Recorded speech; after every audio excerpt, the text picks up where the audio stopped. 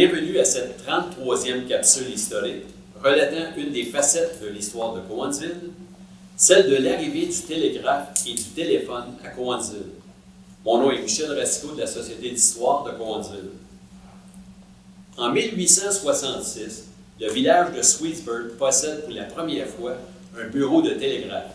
En effet, au cours de l'été et de l'automne, la compagnie Montreal Telegraph ouvre des bureaux de télégraphe dans la région, soit à Knowlton, Mansonville, Fredericksburg, Abercorn et aussi à Sweetsburg.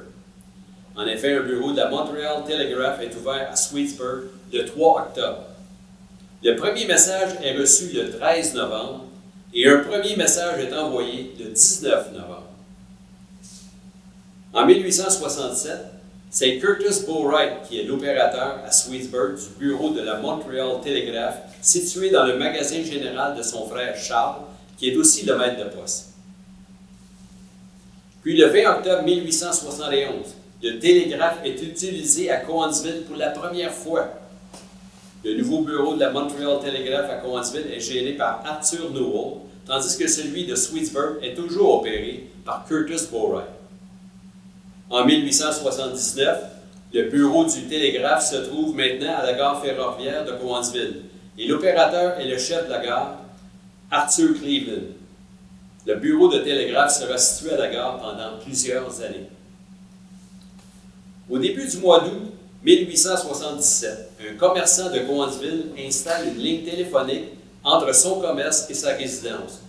Le premier téléphone à Cowansville, ce qui suscite une grande curiosité. 7 ans plus tard, en avril 1884, le téléphone est maintenant en usage à Sweetsburg. On a établi une ligne de communication entre la gare et le bureau de poste du village. Puis, le 16 septembre 1884, les villages de Cowansville et de Sweetsburg sont désormais reliés par téléphone. Dans l'annuaire téléphonique de 1887, il n'y a que 5 téléphones d'inscrits à Cowansville, soit ceux de la succursale de la banque Eastern Township, de l'hôtel Ottawa, de la gare ferroviaire, de celui du médecin Hiram Fuller et celui du pharmacien Bernard Rice. En octobre 1897, la compagnie de téléphone Bell termine sa connexion à Cowansville, permettant aux citoyens de pouvoir téléphoner pour la première fois à longue distance vers des villes comme Boston ou Toronto. En 1909, Oscar Selby, un homme d'affaires de Dunham, fonde la compagnie de téléphone Citizen. Avec ce nouveau service, les Cowansvillois peuvent maintenant rejoindre par téléphone la plupart des villes et villages voisins de Cowansville. En novembre 1928, la compagnie Southern Canada Power, propriétaire du réseau électrique, commence la reconstruction de leur ligne sur la rue principale à Cowansville et à Sweetsburg. Cette reconstruction va permettre de supprimer une série de poteaux, car la compagnie Southern Canada Power et la compagnie Bell Telephone décident de partager désormais les mêmes poteaux. À ce moment-là, on retrouvait sur la rue principale 3 lignes de poteaux distinctes pour les services de téléphone, de télégraphe et d'électricité. Maintenant, on espère que la compagnie de télégraphe transférera bientôt ses propres lignes vers les nouveaux poteaux détenus conjointement par Bell et Southern Canada Power. En 1937, il y a 325 téléphones en service à Cowansville, soit 69 de plus qu'en 1930.